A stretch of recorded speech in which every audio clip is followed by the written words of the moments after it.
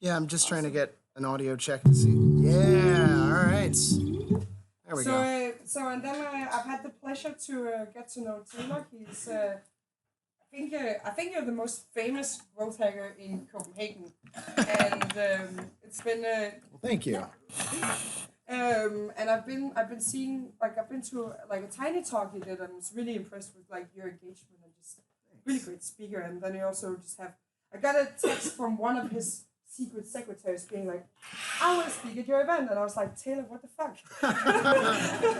There's a story behind that. Yeah. Yeah. So it's my pleasure to introduce to you Taylor. Give him a big hand of applause. Gotta get my mouse. Yeah, it's funny. So like I love doing these events. The reason I started doing them, and honestly, I was actually just talking with Helena about this, is there was a good span of time that I was super miserable working at a little company called the Washington Post. And there we go. So we're good. The audio works. And yeah, I basically felt like I wasn't getting my, it's an American phrase, like my time at the plate, my chance to really get involved with something that was a fast moving company. Or a startup in general. And so I was going to events like these 2 or 3 nights a week for the better span of 2 or 3 years. And I can't tell you how fucking frustrating it is to have somebody stand up and just kind of riff it. They put together 5 slides and they're like, well, you know, what's off the top of my head? Fuck that guy and fuck that format. I don't understand why that would be a thing, because if you take half an hour out of everybody in this room and multiply that by 100, then you're looking at days worth of wasted time that people decided not to go out and meet friends or stay with their families. So I try to give the opposite of that. And this is also why I totally shit on panels, because panels don't require any prep. I put together 150 slides for this thing. I'll be lucky if I get to 80. So here's the deal. If you connect with me on LinkedIn, you'll get the slides. But there's a caveat. I need you to comment on something. This is a little bit of a growth hack. So I will send you the status of me saying, hey, it was a good time. And I need to take a selfie up here, actually. I hate douchebags that do that. But I've never done that. And so I'm now like, fuck it, I'm going to be one of those guys. So you're all in it. I don't care if you signed a waiver or not. So hey. Okay. Yeah. Sorry. So I don't know. Hit me up on LinkedIn. So a little bit about me. I was actually recently fired about 3.5 weeks ago. So give it up for me. Yeah, that's all right. Fuck those guys. So it's their loss. And I want to show some really cool things that I did within that company and also some of the other companies here in Denmark that's fired me. So it's going to be a lot of fun. Buckle up. My experience, basically 6-time co-founder, honestly, only one of which was even remotely successful. So lots of opportunities to learn, fail, mess up things, experiment, learn again from failure. It's been fun. I do a ton of public speaking, and yeah, I guess this kind of curtails nicely into my next set of slides. So these are the projects that I work on. This is probably part of the reason that they didn't want to continue to employ me, because I'm working on all these things at once. So Architecture Quote is my startup. I found an old school industry, architecture, and the way that they find deals is word of mouth. That doesn't sound right in 2019. Dating doesn't even work that way. So why would architecture that has millions of dollars work that way? So it's deal flow. If you know architects or somebody that wants to invest, holler at your boy. Clint Marketing. I can show you how to do this, but I have to charge. My milkshake will bring the boys to the yard. Talent Garden is where I teach my 2-hour masterclass, and I basically do one of those every 3 months. I do more if more people signed up. It's wildly overpriced, to be totally honest. I think the way that you can learn this stuff is by doing, but it takes a lot longer. So it's one way to kind of jet set much faster. And then the last one is Taylor Ryan IO. So I really do enjoy a lot of these public speaking things. Again, it's an element of giving back, but like selfishly, I do get a little bit of an ego boost. You can ask my girlfriend; she hates it. So, so yeah. Fun fact: I was on an American reality show on the Home and Garden Network. It's not like MTV or anything like that. It was about Americans that move abroad. one of the more fascinating things that you realize when you're on one of these things is how clever editing can make anybody look good or bad. I will say that I think they made me look like a huge douche. But feel free to Google it. It's watchable. It's just, that's how it goes. Yeah. So my goal for today is to provide value. I want to give everybody that has even a lukewarm interest in UX or growth hacking or digital marketing something that they can use immediately, or a technique or a tool. There's a shitload of tools. Again, hit me up for the slides, but I'm okay with taking questions. Just raise your hand. And if you become that guy, everybody knows what that guy is. Every 2 seconds this, I will basically be like, no more questions from that guy. So, because we got to move, right? I mean, there's 2 hours and 150 slides to cover. So I heard that it was about half of the audience is designers. How many people here are marketers? Okay, got it. How many people here run their own company? All right, cool, nice. I'm always curious because it makes it a lot easier to kind of tailor the presentation, because I also put in way too many notes. And the reality is, if the room isn't kind of in the know, then you have to soften a lot of the content form. So it is what it is. So the way that I always talk about growth hacking is doing the work, which is the least sexy part about any job. So a metaphor is basically, let's say your car breaks down, or fuck it, your bike, because nobody has cars out here. So your bike breaks down, you got to bring it to the mechanic, and there's 2 mechanics at the shop. One says, I have read every book about that particular bicycle over the last 5 years, but I've never actually worked on a bike. And the other guy's like, yeah, he's got dirt under the fingernails, he's grease everywhere. And he's like, I've fixed every component, every little element, every screw within that bike I've touched. I want the second guy to do the work because he's had experience, or she. It's one of those things that I genuinely believe that the way that you get good at stuff is getting your hands into it, trying stuff that doesn't work, hopefully not failing all the time, but getting experience from those experiments, those things that you're just kind of half guessing, which is kind of part of all marketing when you really like boil it down. So I always talk about marketing is basically a bunch of interconnected systems. So if you understand content really well, you can start to actually understand how to do PR and amplification. You understand those, you can apply it to SEO and so on. The idea is that none of these are standalone islands. None of them exist by themselves. And if you start getting good at one element, maybe it's UX, maybe it's design, you can start to pick up all the other parts of the puzzle. And that's where you start getting good, and that's where people want to work with you. So I think a lot of people have heard this, but UX is like a joke, right? If you have to explain it, then it's probably not a very good joke, right? And that's unfortunate, but that's the world that we're living in. And I can't tell you how many designs I've gone through, whether it's landing pages, new websites, where I don't understand where I'm supposed to go. This is a lot of product development, is figuring out what is the most intuitive way for me to get what I want out of your product. And that can be really challenging.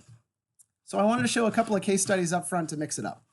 So case study number 1, company fired me after 6 months. So I basically had a really long conversion form, super long. And inside of their conversion form, they had this little telephone area where you have to put in your phone number. Makes sense, like if you have to call people in order to close them on the phone. Sure, I get it. So the problem was, within the second day, I was just kind of poking around. I realized that dashes, dots, parentheses, because in the States we use parentheses around our area codes. None of those allowed for you to submit. So what was happening was a lot of people weren't actually getting to convert in the form. And after 2 or 3 tries, they say, fuck it, I don't need this service anyway, sour grapes. I'll go to one of the competitors that does a better job of building their website. So I said this on my second day. And for those that have worked in larger companies, this happens a lot where they go, yeah, thanks, new guy. We'll write it down. Like, good stuff. Go back to your fucking desk and do whatever it is that you do. And I was baffled. I was like, you're hiring me for CRO, conversion rate optimization, and SEO. I'm showing you one of the biggest reasons why you're not converting people. And they're like, yeah, no, we get it.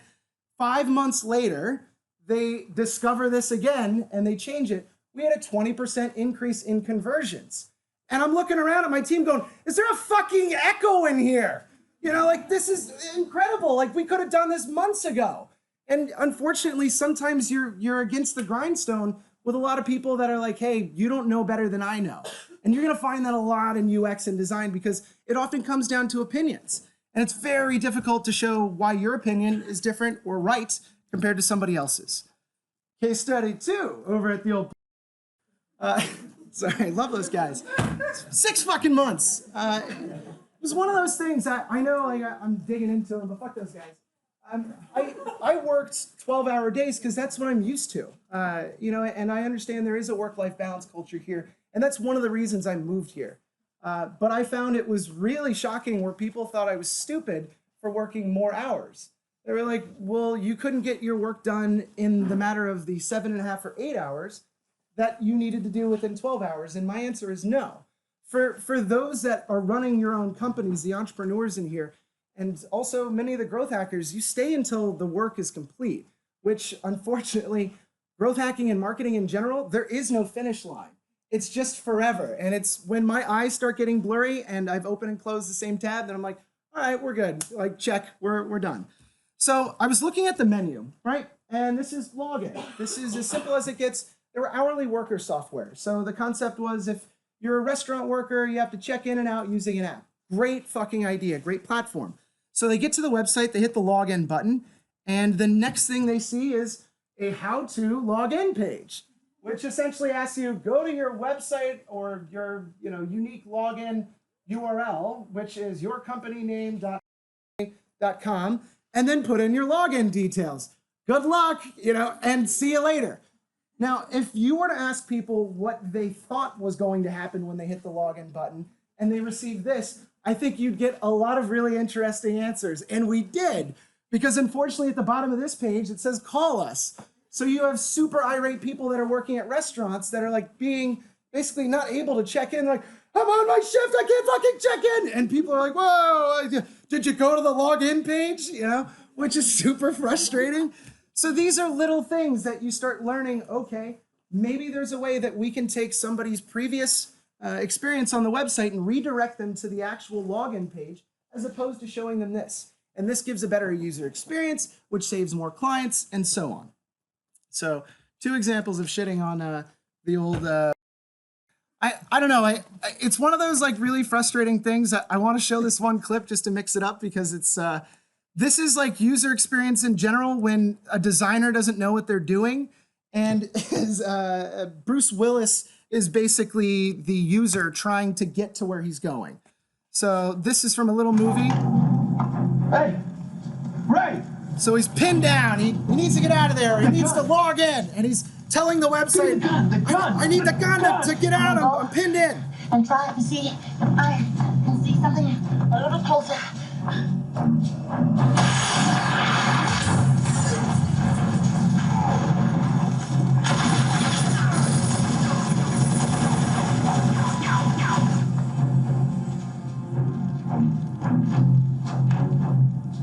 Yes, the gun, yes.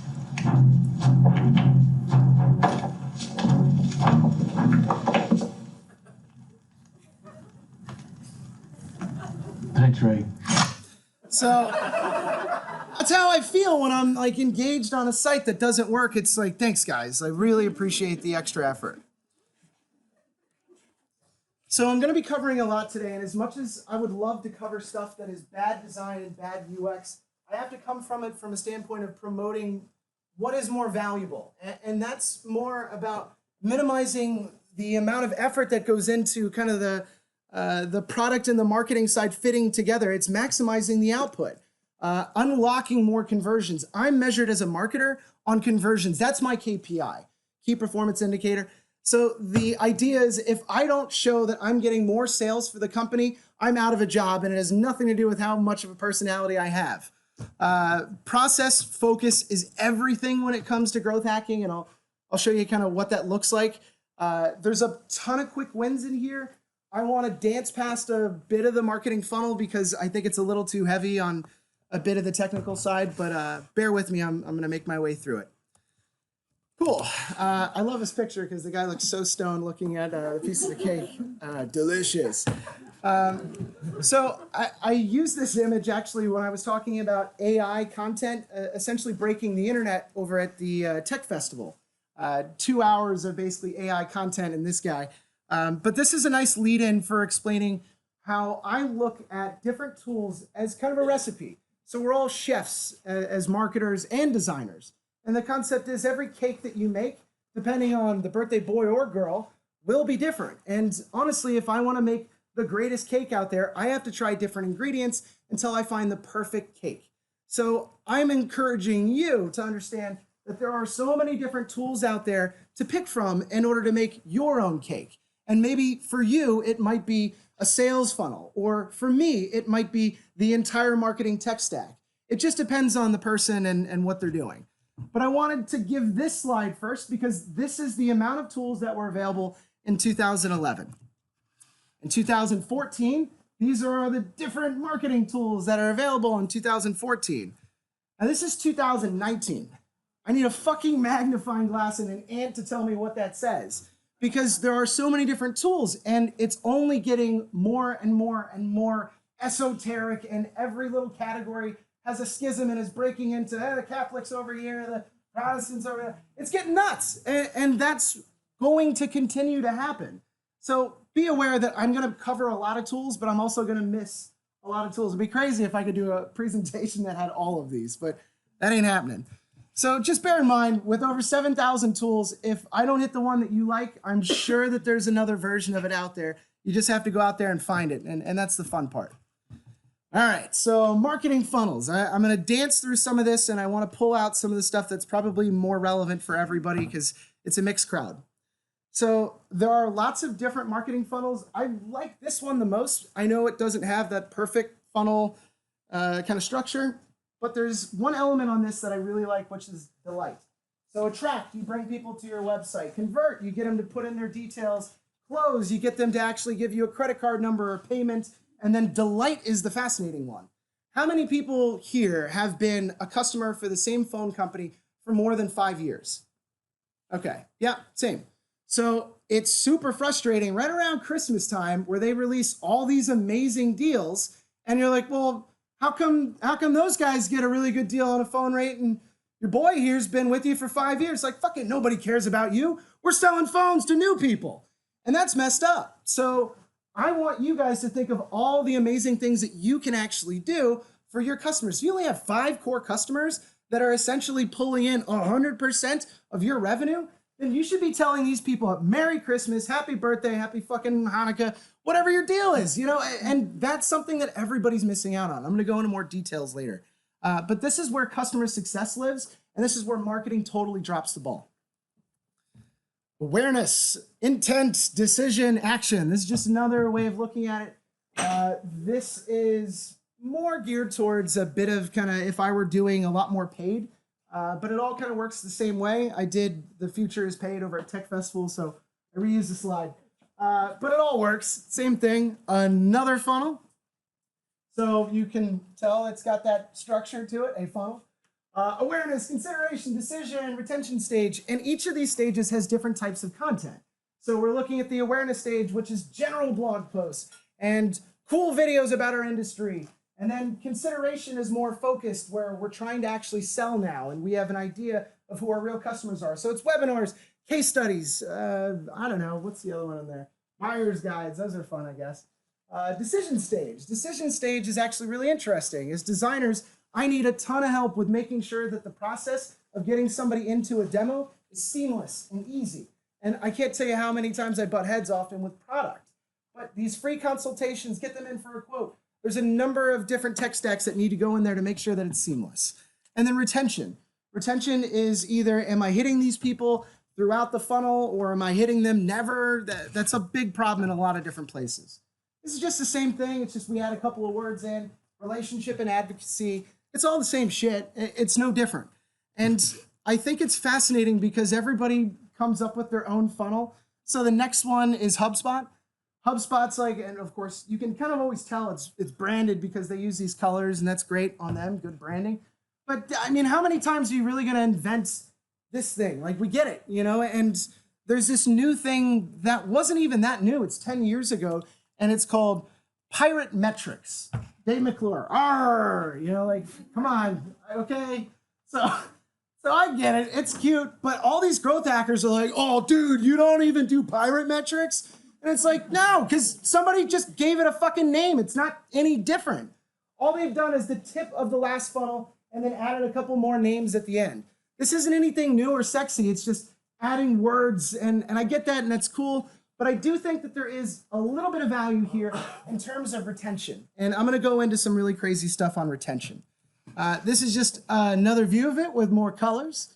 I don't know, like, you could write a book and basically just copy the same thing and add in like happiness, and you'll be like, oh my God, like this guy's brilliant. It's just how it works. Here's another view with different things broken down where it's like referral and then revenue at the bottom. I guess, you know, like whatever floats your boat. I'm not selling a book here. I am selling marketing services if anybody's looking. But yeah, it just boggles my mind because I constantly encounter people that are like, this is this new crazy thing, and it's nothing new. This has been the same for the last 20 years. New tools are entering into it, but there's nothing crazy new about it. So let's take them one step at a time, just to really go through it. So like some of my favorite stuff is content. I get super excited about content because it's why marketers got into this stuff in the first place. The whole idea of like being a Madison Avenue guy, you know, the Mad Men, or be this amazing, brilliant guy. It's like, we should put a goat in a Super Bowl commercial and it screams and then everybody will love us. And it's like, what the fuck? And like, that's what ends up making it to the top of the pile. So like, I love getting in there and finding what is the content that puts people on edge? What is the content that gets people to convert? What are my competitors' content and how do I beat them at their own game? That's a whole different presentation, but it also hits different channels, and content takes so many different forms. It gets really interesting as you start getting into paid ads, search, and affiliates. It's finding the intent behind why would somebody find my page? What are they looking for in order for me to answer them? And that answer should be a blog post or something that brings them to the page itself. One of the most frustrating things that I've dealt with here in Denmark over the last 2.5 years was explaining why content needs to have something that gives it flair, memes, or embedded videos, or Elon Musk smoking a blunt, right? I added this exact image to an article about corporate innovation. And I sat down with my CEO and he's like, I don't understand. Why on earth do we have that image on this post? And I'm like, people are people. Sorry, I just like projectile spat on you. So people are people. So the idea is people want to be entertained. They want to be engaged. They want to be asked questions. They are just like anybody else. And if you're writing mile-long posts without mixing it up, breaking it up with something that's fun, and it has to be relevant. I can't just be like, and here's that. It's got to be metaphorically related, right? And that's really hard to do at times. But that's the creative part about being a marketer. And fuck yeah, people want to read stuff that gets them kind of like, oh, all right, that's kind of clever. So I wanted to go into a couple of the, oh, that's right, that's kind of clever stuff. So this is Jonah Berge's 6 steps to virality. The idea is that each of these little dots stands for a different type of post or content or piece in general. I'm going to break them all apart so you have an question. No, she's taking a picture. You get the slides for free, girl. So I'm going to go into each of these. So social currency. Social currency is stuff that we post to either look cool or sound smart. I do that all the time because, I don't know, we all have like weird like ego things. But this is why I fucking love science, or This Week in Science always gets a ton of engagement. Because people want to look like, oh my God, like Jackson shared this really cool article and here it is. And yeah, I mean, he didn't do anything to actually build the first experiment results from the coldest spot in space. But it is what it is. We want people to think that we're smart. We want to look good in the presence of friends. And it's social currency, like real currency. The next one is triggers. And when this guy wrote this book, this was before the hashtag triggered kind of thing came out. But this is stuff that's top of mind. This is stuff that does have an immediate reaction, but stuff that we all can relate to. So if you have to click the different boxes in order to get through the CAPTCHA thing, and just on the edge there's a bumper and you start breaking a sweat, you know? For UX designers, I think we all can agree that's you know, it's tough. Or this shit in a thrift store, you know, like it's something that irks us and it resonates with people. Emotion is the most powerful one. Emotion will always win when you're advertising, and this is why every fucking Subaru ad is about made with love and all these other things. You look 15 years ago, Subaru was like, yeah, we're driving through mountains and shit. They don't care about that. They're like, you got your little daughter in the back, and like somebody's crying. I don't get it, but it's memorable and it sticks with us. And if you can touch somebody's emotion, they'll remember you. And it's got to be high arousal. It's got to be something that's impactful, and this can be positive or negative. Public is easy. It's something that we all experience on a regular basis. So, how was your summer? I live in Denmark. Oh, like we all can relate to that. I mean, these last 2 summers have actually been like real good, but it is what it is. So these are little things that stick with us as well. It's stuff that we've all experienced. And this type of content gets shared like crazy. And whether it's a blog post, long form, or something else, it doesn't matter. This is where I live, practical value. Especially if you're doing a B2B type of solution, you need to give people something that they can immediately use and remember you for. So is it a checklist? Is it a guide? Is it a real quick win, gathering a bunch of information? What is it? It's so fascinating because we put out over at Value all of these the best lists, which when you are saying the best of anything, there's no real metric being measured. So we wrote a post. An intern wrote a post. I didn't write it. It was the 50 best startup cities in the world. And so we were sitting there and it's like, fuck it. Put Helsinki at number 2. And, Tokyo, they've had their time. Like, put them way back, number 50. And so the prime minister of Finland retweeted the article and it got like a ton of engagement. It's like, we made all that shit up. And it was fascinating to see people react because there's no research there. It was just not even darts at a board. It was, I don't know, mix them up, see what you come up with. So it works surprisingly well. The last one, stories. So we're narrative-based creatures. So the idea is that if I put my hand on the stove, I remember the timeline of scratching my belly, walking up to the stove, and then touching it. That's how I form memories. So if you've ever studied anybody that does card memory tricks, where they basically memorize an entire deck of cards, they have to walk into an imaginary palace and build a story around the golf clubs, which is a club, and there were 7 of them. We're at the entryway, and by the fireplace that's how we remember things. And it's fascinating to see that. So a lot of these stories get a shitload of engagement. This is this concept of the line breaks hitting LinkedIn. This was something that was new about 3 years ago, 2.5 years ago. Josh Fetchner, and it was coined broetry because the dude was a bit of a bro, but I mean, he broke LinkedIn essentially. And anytime that you hit that see more button, it means that you were at least curious about the information. And ultimately that was weighted higher than comments, likes, or shares. So the more line breaky kind of starter thing that you had here, the more engagement you got on LinkedIn. Doesn't work that way anymore, but it's still fascinating. So I want to go into the next step. So I know I'm jumping around in a little bit, but interest. So interest and consideration, this is like step 2 of the funnel. And the concept is people need to either want your product in terms of if it's B2B, they need it for their business. It's either going to save money, save time, or reduce headaches. If it is on the B2C side, it needs to make me feel cool, look good, or I want it because I'm hungry, which is a kind of a weird one. It's not good for shoes. But the concept is really simple, is that you need 8 to 20 impressions before somebody even thinks about making a buying decision. That's why we run tons of ads. And I need to figure out what is the interest behind my product. Why would somebody want to buy my product? And I'll go into that a little bit later, but the idea is that this is where ads really come to play, as well as, hey, we can do a great job with content, but we need to drive these people forward. In terms of interesting consideration, it's still that middle of the funnel stuff. I know I'm being mistargeted with so many different ads. It's like, dude, I don't speak Danish. You could have seen that in languages spoken on my profile, and Microsoft doesn't give a shit because they're just printing money. But I mean, this was an ad that I pulled off of my LinkedIn feed. There's really basic things that we can do as marketers to make sure that we're reaching people that are at least loosely interested in buying our thing. I shouldn't be seeing pictures for, I don't know, ladies' clothing unless I got something weird going on. But, it's just bizarre. And unfortunately, a lot of people just don't know how targeting works. So I want to give people just a brief understanding, because this is probably like a solid 45 minutes of tearing into this.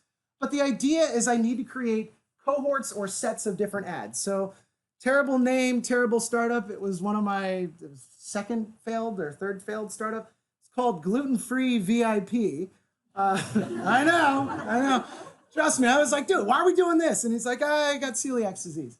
So it was an app to basically help people discover foods that they would be allergic to. And so it was also nut allergies and a few others, but it is what it is. So we had to break our different advertisements on paid channels into 3 different groups. So we had basically, I need to find great food for my kids. I care about my diet and food porn, which is like really delicious looking brownies and all these other things like that. And the idea was I would have miniature little ad sets within each of these different verticals that were obviously geared towards different people's interests. And that's how you have to sometimes experiment if you're going on almost no data. And what this also looks like is this. So if I'm testing out different campaigns, I need to be able to break them out into enough different messaging to say yes or no on whether or not message 1 is better than message 2. This is standard A/B testing. But you'd be surprised how many people are like, fuck it, I built a campaign, I'm done. And it's like, no. We got so much more work to do. If we're focused on, and I love this little graphic, the vertical and industry, and I'm purely targeting on that. If I'm focused on the pain points, so with hourly worker software, maybe it's I got too many damn spreadsheets and people aren't stamping in because the stamp cards aren't working. I'm catching this on, I don't know, like Google Sheets. A lot of people use that. So pain points addressed, competitors, me versus my competitor. Here's why it's better. And you'd be surprised how well that converts. And then the last one is technology-based. I don't want to spend too much time on that, but this shit is actually fire if you're ever doing paid ads. How many people here have ever set up a Facebook paid ad? Oh, good. All right. Really? All right. Like every time I ask that, it's like one person's like, yeah, I think I was drunk, but like it's college. So, all right.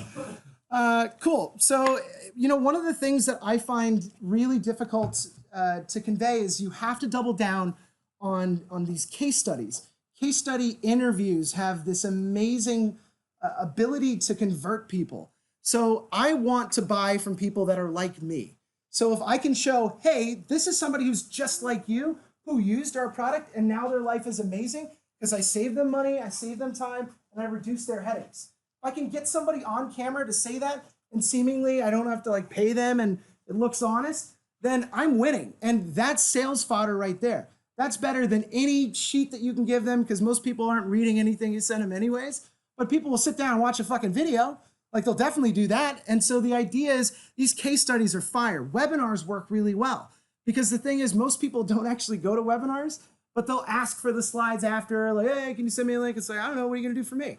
So all of a sudden you're in a phone call with them like, hey, no, I just want to talk to a couple of things real quick and then I'll send you the webinar right away.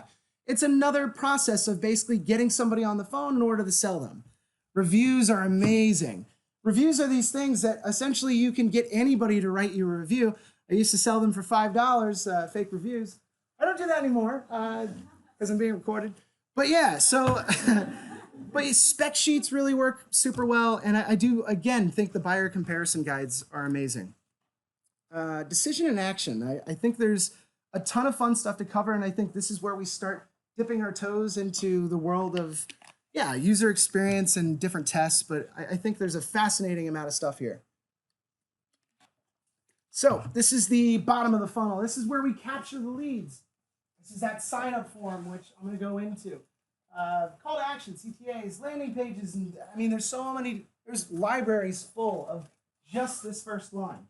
Tripwire content. That means basically I want to capture somebody's email in order for them to download my guide, or in order for them to, I don't know, download the white paper, or whatever the case is. And by the way, I'm going ahead of myself. Trials, demos, newsletters, it's all this stuff. And there's tons of thought processes behind what do the different buttons mean? And years ago, it was like, never make a red button. Now everyone's like, dude, red buttons are the shit, and you're never going to win because it's constantly evolving. This is a really simple graphic that basically displays the difference between the number of fields is essentially, it's a giant, well, actually, that's not that big. Fuck that. It's a big difference between the amount of people that will engage on shorter forms. And I actually go into that in much detail. we've all seen this stuff. We're all, I hope we're aware of it. If you've been on the internet in the last 10 years, it's like a lot of this stuff. And this is what a lot of lead ads are built out of. Lead ads are on Facebook and LinkedIn. Basically, you don't leave the platform, which means they have a much higher conversion rate. They autofill, which means I get first name, last name, job title, and all the other fields that you don't fill in every time that you convert on one of these. If I'm sending somebody to a landing page from LinkedIn or from Facebook, number one, your website is probably too slow. Number two, they don't like the experience of leaving a platform that's like, oh, there's a cat chasing somebody. And then they see your thing and it's like, well, I want that, but I'm not going to fill out shit on your website. I'm not doing that. So I never had any luck actually pushing people to a landing page from any of the social platforms. That's why making every single blog post into an ebook, a downloadable list, or something relative to that is super helpful. And there's plenty of companies that are doing this. So some of the best ways to actually scale your SEO is templates. You'd be surprised how well 24 Slides and Novo Resume are doing just on templates. It's baller. Here are some different decision and action tools that maybe some people are familiar with. I hope the first two, these are the ads. But these are capturing people inside a video, so it pauses the video or doesn't let them watch the entire video without inserting something. This is my buddy Brian's company. He was the co-founder of Gluten-Free VIP. He's doing very well over at Alpha Voice. These are some of the other conversion tools that I'll end up going into later. And landing pages, you can basically get these out of nothing. It's really surprising how fast and easy that is. And honestly, it's just a matter of trying. Next. Oh, frictionless forms. So I actually did a podcast for 45 minutes just on this subject. I dig frictionless forms. Excuse me.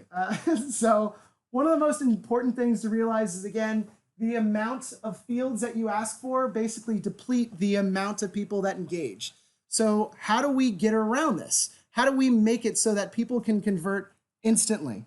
So Segments put out this really great post, but it's all based on Clearbit. Clearbit actually has their own forms now. They're super baller. But if this doesn't, oh, good, it is the GIF.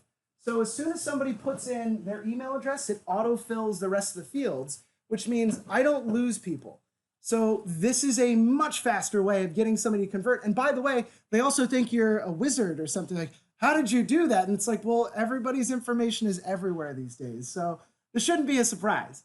But it is a really fascinating way to basically speed up the conversion process, because more than half of conversions don't end in somebody actually hitting submit because they go, I don't know. This basically goes, well, hey, I've already put everything in. Like, request the demo, let's go. And you'd be surprised how well that works. And look up frictionless forms. There's a whole mess of stuff in there. So I built a frictionless form over at Valuer. And I mean, one of those things that previously there was a conversion form at the very bottom of the page. Don't do that. We put this guy at the top. And one of the most interesting things is the foot in the door technique. It's a psychology principle that essentially means if you are getting a foot in the door, you're already started on a process, therefore you don't want to stop. So if you put in your email address, intuitively you think, well, I've already started, and you see a bunch of other fields that are hopefully filled out, then you're more likely to actually convert. If I ask for all of these fields up front, I have a much lower conversion rate. So it's step one, step two. Feel free to go to Valuer and try it out yourself. I don't have to clean up the leads. So, so yeah, that works. Converting customers. So I already showed a bunch of these different tools. Convertful is kind of becoming one of my favorites. I also love ActiveCampaign. It's not on there. ConvertFox isn't bad. All of these tools have really easy integrations for APIs so that I can pass data across the funnel. So the concept is at some point, I'm going to have to deliver all my leads to some salesperson that's going to grab the phone and talk to people.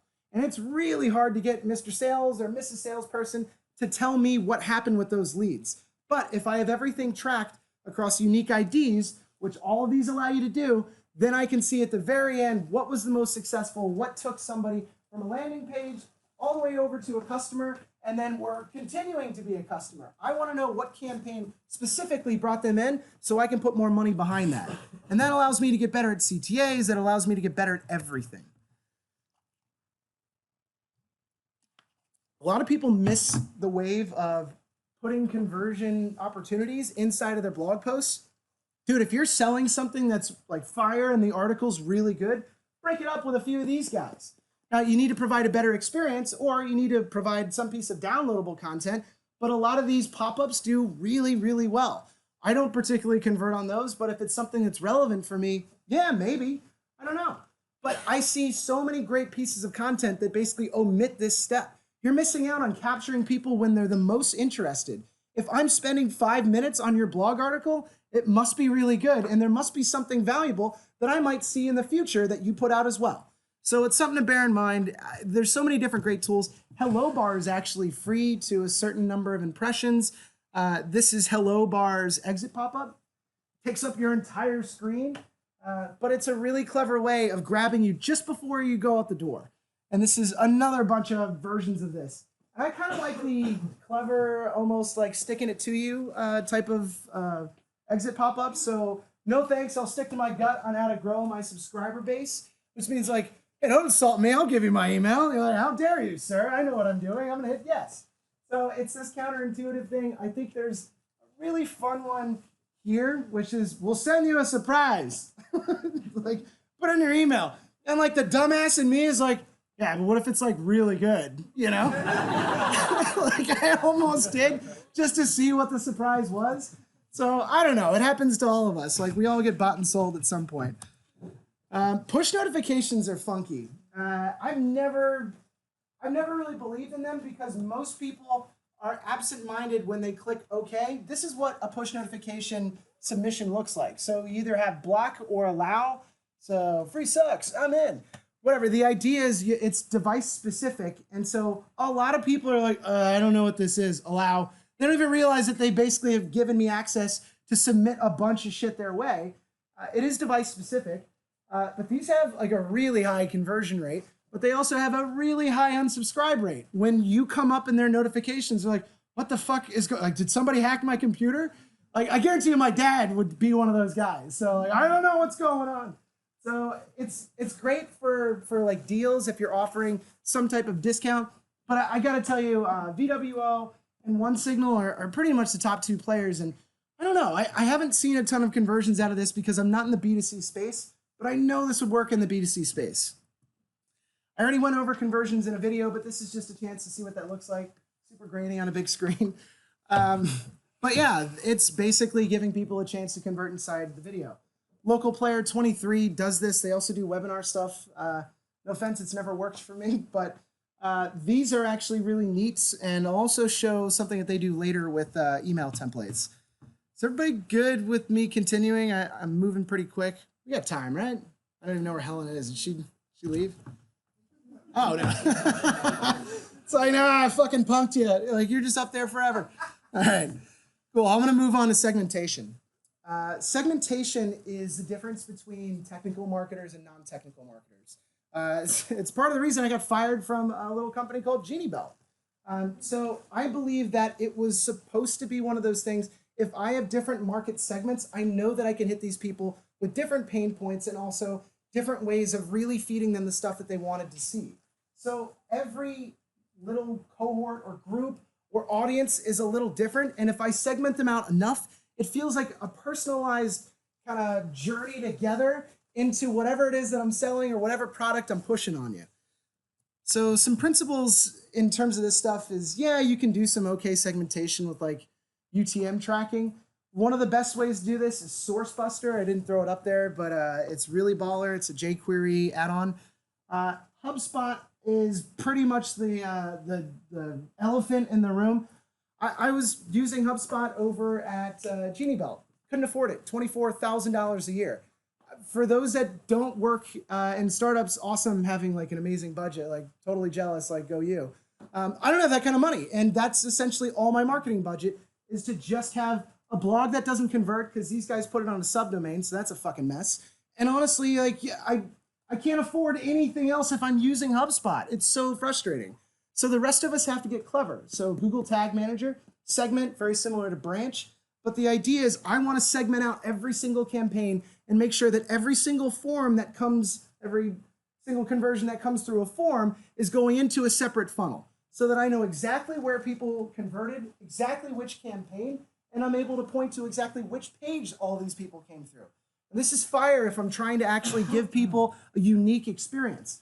So not every customer receives the same first 3 email responses, Nicholas from Jeannie Belt. So it's one of those things that I want to give everybody. So like if I were selling shoes and somebody clicked on a specific shoe, I want to include that shoe in additional emails to get people interested in potentially purchasing it in the future. Or maybe it's in display targeting. Infer is this really interesting thing. I'm going to go into this too. So the segmentation through Infer is lead scoring. So, and I'll hit that stuff later. And then the last little bit, unfortunately, this falls on marketers, is workflow. So we have to help get it into your CRM so you understand it. You got to follow your process, and I hope that somebody at the end delivers. Otherwise, it's my job to do essentially a touchless close, which is how do I make sure that I give you enough information for you to make a buying decision so that you hand over your credit card and nobody ever has to talk to you. I don't ever have to physically email you. And that's where it's scalable. That's what everybody wants. So here's a little look at lead scoring. Lead scoring is super helpful. I don't know, I'm a bit of a douche. So I got to see over at Falcon.io, the CEO came up and explained how he had used this giant section of his bar charts on salespeople and just 30 people every day being hired to colossally scale this. And then this was his marketing spend. And I was like, you know, if you use something like Infer or a lead scoring platform, you could have, without anybody needing to touch it, you could have ranked what leads were hot versus what leads were cold and give your best salespeople, the people that have the highest closing rate, your hottest leads. And you could have saved yourself a lot of time of hiring and firing and interviewing. And he's like, yeah, well, we just got it, you know? And I'm like, oh, good. All right, well, you know Infer. So, and it's really cool when you start to get to automate this stuff. And there are other different forms of this, but I've only used this one. In terms of data enrichment, I'm going to go into lead feeder and why that's fire and super awesome. Analyze is cool. Clearbit is what I've used on forms. Discovery org is expensive, but amazing when you start enriching data. And all of these have open APIs, which means you can feed in the rest of this information. You don't need to ask people, what is your job title? What is your company size? If I have your company email address, I know everything about you already. Don't worry about it. It's in my database. CRM integration is the difference between a company that sticks around longer than 2 years and one that doesn't. Pipedrive is my favorite because I can't afford HubSpot and certainly can't afford Salesforce. You know, Salesforce at a bare minimum rate is $80 a month for a license. You got 5 salespeople. You've already priced me out 5 times over. Like, it's just the most frustrating thing because it is a great tool.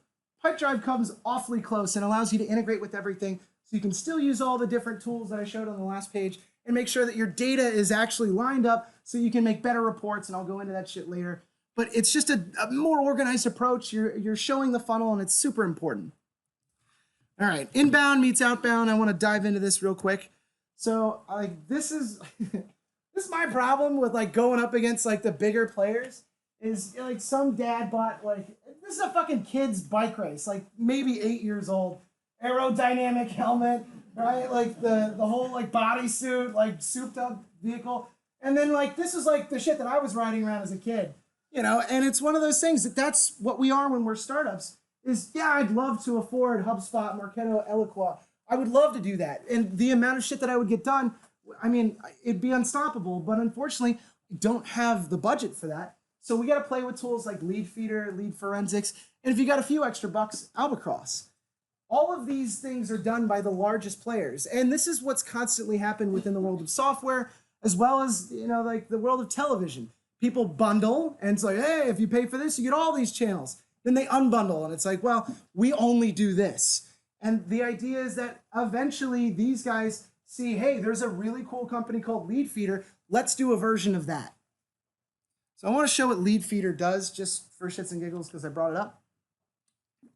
So Lead Feeder identifies through the analytics tracking pixel and basically says, what is the IP of this visitor? And if you don't have ad blocker, more than likely they're able to identify your IP address. What is the closest business to this IP address paired with what are the other IP addresses saying about this business? How many people have converted with this IP address? So essentially, I know your company name, address, company phone number, and company emails as soon as you come to my page, which is pretty interesting when you think about it. So there's a lot of different automations that you can do from that. So one of them would be Lead Feeder mixed with Mailshake. Mailshake is a mail automation tool that would allow me to send out emails as soon as somebody comes to my website. Now, they don't always go to the right people, and I don't know exactly which person went, but it's a fun way to try. Zapier, if you're not really good with hitting APIs, but it's a different way of essentially doing the same thing. This is a layout of Lead Feeder, so it basically tells you what pages that person has been on, when they came, how long they stayed, and you're essentially seeing the company and all the details inside of that. That's super powerful if I'm trying to hit people. And one of the most important metrics that I can ever find is if somebody's going to my pricing page, that means they're damn near ready to buy. They're like, I'm curious. If I were to buy your products, how much would it cost? Like, oh, he's got his money, he's got his wallet out. So like, that's what I go for.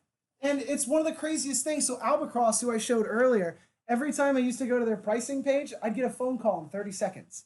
It was pretty impressive. And also really kind of weird. And they always started out like, hey, how you doing? You know, and it's, like, you got me again. I told the guy to fuck off on the last one, so like they've removed me from the list, but it was one of those things that I wanted to show that during my growth hacking masterclass, but I think it's really cool to try out to see how often, if you actually get a downloadable thing from their site, they already have it in their system, or if you're a small company, they'll definitely hit you up. Yes, this is GDPR compliant. I promise it is. So long as if you are doing general outreach emails, you are stating your address. Well, let me go in order. It must be a business email. We can't send this to individuals, obviously. That's out. You must say where you acquired the email. The text on the laws itself are super vague. So you can say as much as, I can see that you've been to my website, or I have looked you up. And that's enough information to say that I have a reason and I found you through this medium. You have a business case, so long as you're not selling an individual product that's too unrelated to their business, you're fine. And you must provide a physical address. I always put it at the bottom. And then you must provide an unsubscribe pathway. Either respond, unsubscribe to this, and I'll remove you physically.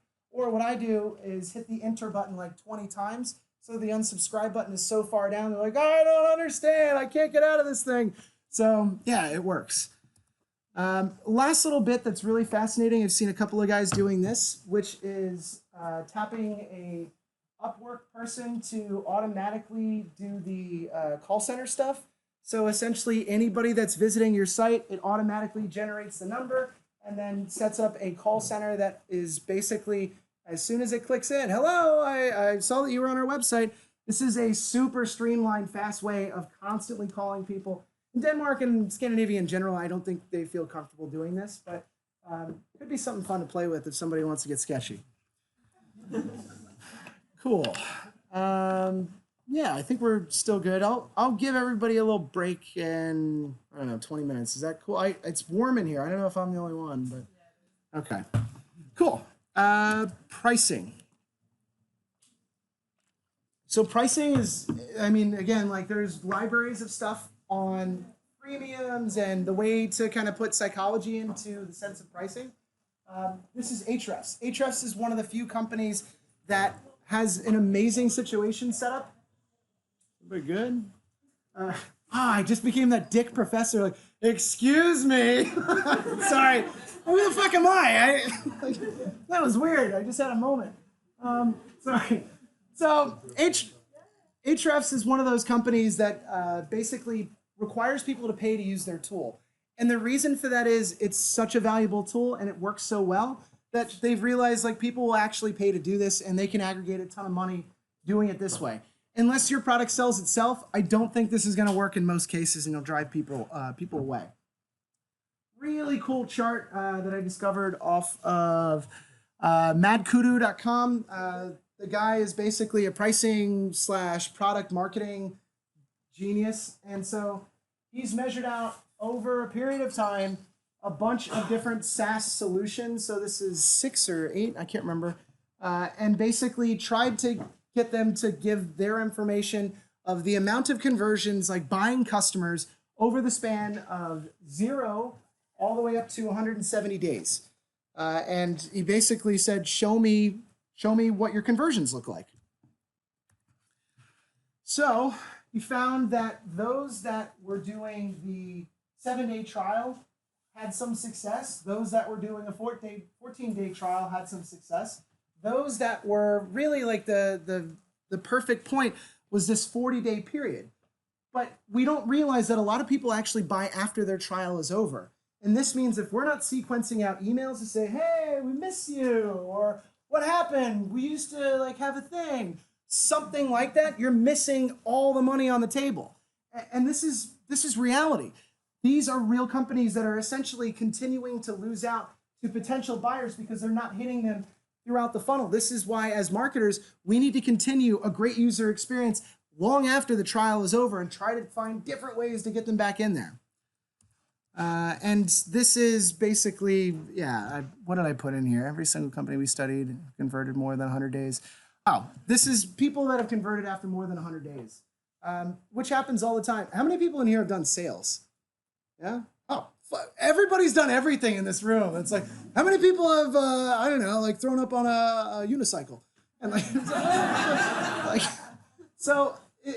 damn. So it's one of those things that I can think of a couple of cases where I've had a client come back to me 6 months later and they're like, hey, I'm ready now. And it's like, dude, I wrote you off like months ago. Like, are you serious? They're like, yeah, no, I'm ready. I got my shit right here. And it's like, what happened? And they're like, I don't know. I just woke up and decided I wanted to buy. Happens all the time. And if I had pulled these people back into my funnel and kept hitting them regularly, I might have gotten that deal sooner. You just never know where it's going to come from. And as marketers, we have to think about that. Here's the psychology principle behind it. Anchoring. And this is not where you drop an anchor off a boat. So let's say that you have to go buy a dresser at IKEA. And in your head, you have already established prior to even arrival or going to their website or anything, I know that it might cost me, I'm using dollars, $200. I'm expecting like $200 is my max. I'm not paying any more. So you go to IKEA, you fight with your girlfriend over fucking meatballs, and then you're all miserable. I used to love to go to IKEA when I was single because I would watch couples have like meltdowns and I'm like, this is great, you know, like I'm not in a relationship, you know, then you get to be, I'm sorry, come on. So I got a fight going home now. So then you actually find out when you go to IKEA that the pricing is double what you would originally set in your head to be that price. So there's two actions. One is you're like, fuck it, I need a dresser and I'm going to buy it despite being a little frustrated. Or I go home saying, this is ridiculous. I dressers for $400. Oh, they got some nerve. And then you don't get one for like 6 months, you know, and then like eventually you do. And then you're like, well, you know, I guess that makes sense. Somehow you convince yourself, right? Or somebody says, hey, today there's a deal. Or they tell you, if you buy now, you get free shipping. Give me a little extra, a little reason to feel like I got over on somebody or I got something that was just beyond my budget, and you'd be surprised how well that actually works. And so this is why a lot of flight places, so Momondo, Google Flights, it's why they have a tracking pixel. The first time that you look up flights and you don't convert, come back in 10 minutes and see how much those have gone up. Because they realize that you're like, damn it. I should have bought earlier, you know, but it's only $50 more, I'll do it. They realize that that's how we work. This anchoring point will move. And if we're able to look at pricing the same way, which we should be, then we can actually make some amazing different conversions happen. Some of the other principles is FOMO. I think everybody knows, fear of missing out. So putting a time limit on something actually makes my hands sweat. Because I'm like, oh shit, you know, like this thing costs 95 cents. If I don't convert in the next 54 minutes, I'm gonna lose out, you know? And that's from wish.com, which is such a mindfuck, but it totally happens. Yeah, I really like these things. WooCommerce has it built into their platform. Does anybody run an e-commerce thing? Like half the room again? Yeah, all right, cool. So it's really fascinating if you actually try these out. Your conversion rates do go up. This is how a lot of companies are making their money on Black Friday, because they're giving you basically this little deadline. For those that don't know, the reason that they call it Black Friday is because companies go from the red, which is negative making no money all year or less money, into the positive, black ink, meaning they make their margins for the year on these few days. So Black Friday and then Cyber Monday came after computers and all that shit. But there's a lot of different verbiage to use that actually it dominates our weird mentality of what we should do. And by the way, this isn't just for B2C, this is B2B as well. And if you're looking for really great software as a service tools, the best time to buy is between Black Friday and Cyber Monday. I'll be buying Rank Tracker, which normally is like $300 a month, and I think they do like a $300 for the year thing. So like I keep my eyes open. There's also lifetime deals, and I'm not gonna get into that, but a couple of quick things on structure. So one of the ways that you can get a couple extra bucks out of people is people hate taking leaps of faith. So billing on a monthly basis is going to be more expensive than billing on an annual basis. But you get your money for the year, and this is why software works, because it's scalable. It's not like you have somebody going, oh shit, somebody signed up, like turning a wheel or something to get more units out. It's all digital. This also reduces churn. So I can't tell you how many times I've been up on the next year of when I work for a place for longer than a year. When I am thinking, is that a trial gonna run out, or is my year annual thing gonna run out? And then I get rebilled, and I'm like, well, shit, I guess I'm in for another year. So it happens to all of us, because why on earth would you send somebody a heads up? You're gonna get billed. Nobody does that because you don't like money. So it's a really great way, annual versus monthly. Just a great little pricing hack. Last little bit is just dependent on the business model. And you can make a case for this. This is really contingent on, again, the business. So if you're offering features, this is Calendly. Calendly, great little tool for those that are in sales. This, I can't even remember what this one was. I don't know. The idea is that, somebody see it in there? Lotion? Oh, Notion. I was like, lotion? Oh, they have a monthly thing on hand lotion. So, this was like late yesterday. The concept is you have to figure out what pricing structure works for you. Baremetrics, B-A-R-E metrics.com has an amazing bunch of blog posts about this. It's really fascinating to kind of see the different pricing styles. To go into some pricing psychology, I feel like I would be remiss without talking about a number of different fascinating things. This is an ad I saw on yesterday, actually. No, it was this morning. How to launch a career as a growth hacker. This is a $1,400 growth hacking course for $25, and I bet it's shit. But I'm seeing a major markdown, and there was like an element of me where it's like, dude, it's $25. I mean, you're getting such a good deal here. I was almost like in the midst of like, well, I'll burn the money, just see what's in it. And these actually do work. People love to see this giant markdown. If they know they're getting a sale, this is a much higher conversion rate than this. What was the exact? So they increased sales by 24% by basically changing the pricing to say regularly 48, marked down to 40, it's on sale. And they separated the traffic into two different directions by just leaving this here and putting this sale and regularly this price. It plays with our idea of what value is, because the value of this course or the value of whatever they were selling over there is whatever we reasonably think we can pay for this and whatever we put our credit card towards. So if I'm selling a course that costs $1,400 and somebody's willing to pay for it, then fucking A, that's the price. But if we're able to use some of these principles, we're able to raise that number just a bit more to see if we can squeak out a few more conversions. And I think it's fascinating. There's an entire awesome blog. I just want to pull it up. Bear with me here. I think if any of this stuff is interesting to you, then you're going to love nickkalenda.com. He's a psychology guy, and all he does is basically go into the psychology around pricing. And it's super fascinating, all these different hacks and different versions of this stuff. I only pulled out a handful, but it literally goes on forever. And of course, I'm sure he's selling something, because why on earth would you put out content? But it's really interesting. So nickkalenda.com for those that are interested. So tactic, display, bigger prices, smaller font size. remove the comma when you're putting larger prices together. Like, and he has the data to back this stuff up, which is actually really fascinating. So if you want to play with this stuff, I would encourage you to check out Nick Kalenda. I mean, can't say enough good things about it. All right. User journey, and then we take a break. Cool? It's warm. Okay.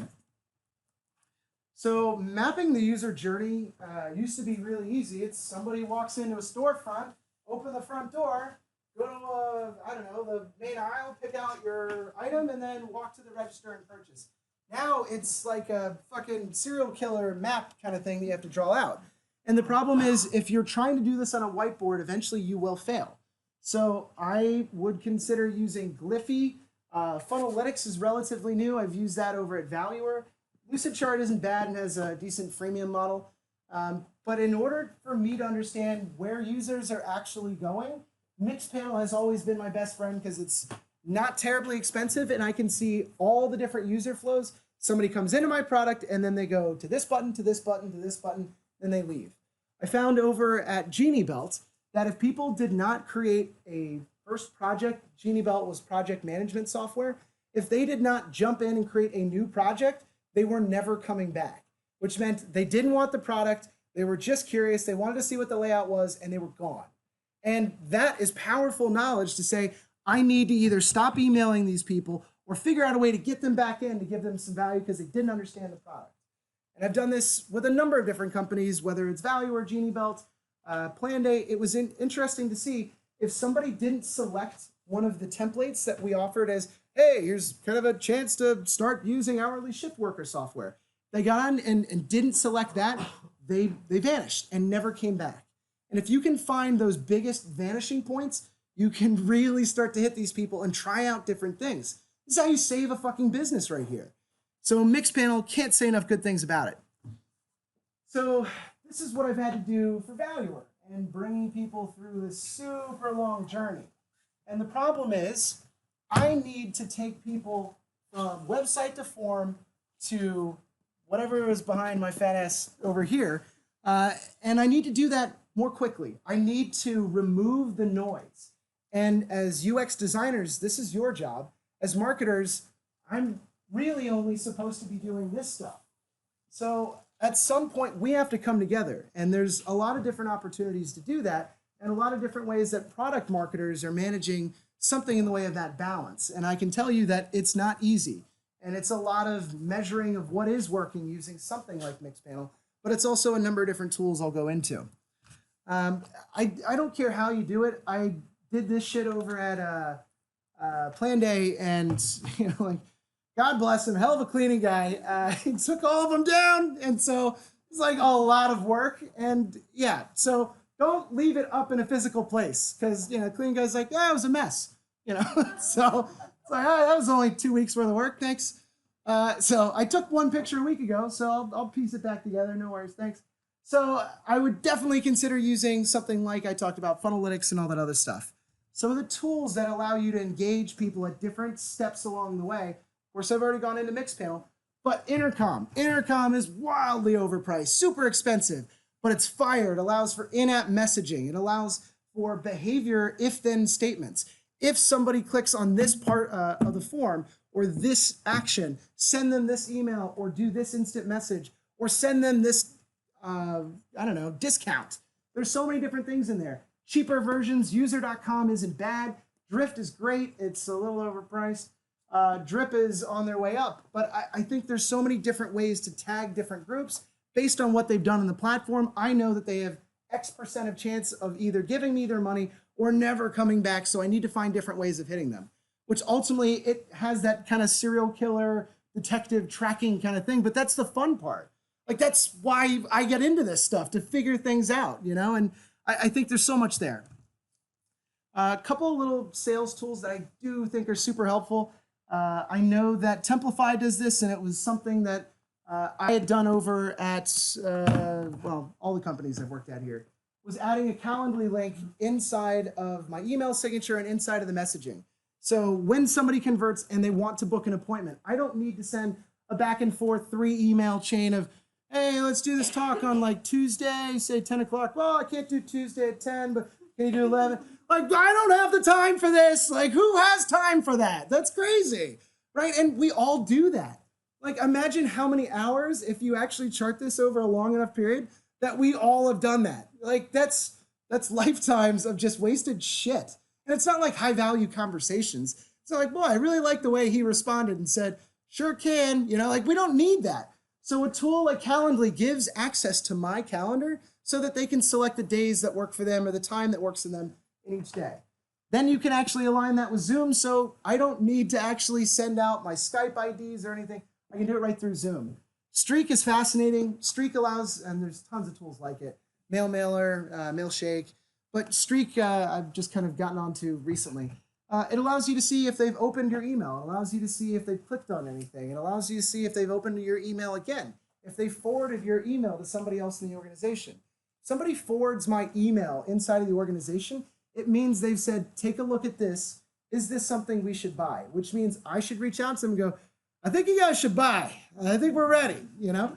And that little moment is the difference between getting a deal because you hit them at that spark moment at the right time and, I don't know, it kind of fell behind the desk and then we forgot about it. See you next Christmas, you know? It's frustrating. Some of the other tools that I've been using a lot are Lemlist. I also use Snowbiome, but you'll see that this is changing, right? I use this for investor outreach for architecture quote. Didn't work because I'm still needing investment. So if anybody's got it, hit me up. But you can essentially use merge fields inside here. So take a picture of yourself in front of, you know, I don't know, coffee cup kind of thing. I did mine in front of a whiteboard like this. And I basically said, architecture quote needs you because, you know, insert merge field, so-and-so investment firm is the best angel investment firm in Denmark. They're like, oh, that was really nice of you. You took fucking time to do that. And it's like, no, I didn't. I just put it inside of merge fields. You can do the same thing. And people love the personalization. If you're saying, oh, but we should do coffee together. It's like, thank you. My name is Andrew. You know, it's like, okay, like I'm still getting what I want and they're getting what they want. Think about it. It works. One of my favorite things that 23 automates for you is allowing you to put a little play button inside of your email. I almost lifted this up like, like it was gonna like show if I lifted it. But it's one of those like crazy things. You can't embed a video inside an email. It doesn't work that way. So all this does is it's a picture with a little play symbol over that picture and it just links over to YouTube. And people are like, oh, I see what you did. And it's like, yeah, of course I did. You know, I need you to watch this. So it's all part of the game. I hate laziness. So one of the things that I've seen, I'm good for that like once every 3 months for this email. So somebody sends me an email, it's a salesperson, and they're like, I've been trying to reach you and you haven't responded to my emails because number one, you're not interested in our product or service. Number two, you're just really busy, but you want to talk. Or number three, you're being chased by a giant hippo and you need me to call for help.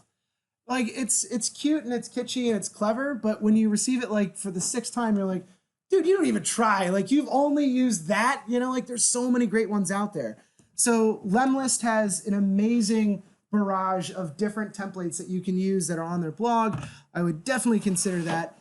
There's just so much amazing personalization that you can do. And that is the difference between somebody feeling like, gotcha, or, you know, it's from a real person.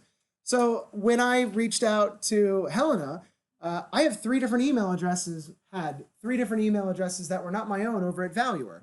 It was marketing, T. Ryan, Taylor, and then Taylor at, and I changed the URL. So the idea was at any given point, I was reaching out to people 50, 100, 300 emails a day, and often would catch people where somebody would come up to me at an event and be like, hey, what's up, man? I'm like, you. And they're like, no, we went back and forth, like all these emails. I'm like, it's fucking intern or like virtual assistant. I have no idea what you're talking about. And, you know, like it works because they felt like they were having a genuine experience. And I was getting tagged on the ones that were the most important. You can use tags inside of Gmail. This is how you scale an entire system with either virtual assistants or interns. And I really think personalization is pretty baller. Last little bit on some of the stuff that's related to emails and that kind of stuff. Might as well throw it in there. signatures get clicked a lot more than people think. I click signatures to be like, who is this guy? Where is he from? That's actual traffic, and those people are actually interested in exploring. I always put my best article at the bottom because why not? And there's a little hack for those that are short on getting subscribes on their YouTube. So if you add this to the end of your YouTube URL, this basically prompts them to automatically subscribe. They just have to hit the yup button. So let me show you what that looks like, just for those that haven't seen this. So, I mean, it's the same thing as those push notifications where people don't even realize they've just subscribed, right? So you get there, and yep. And yeah, I don't know what this is, subscribe. And it's like, gotcha, bitch, you know, like, nailed you. So it's a different way of doing it, but, you know, hey, if you're already at my page, why not come back, you know? So I don't know, something to consider. It's super easy. It's free. You don't have to do anything. So !sub _ confirmation -1. Cool. So I really love the user testing section, so I hope you guys don't leave, but yeah, I'm gonna take a little break. Cool. So 10-minute break. Yeah. Cool.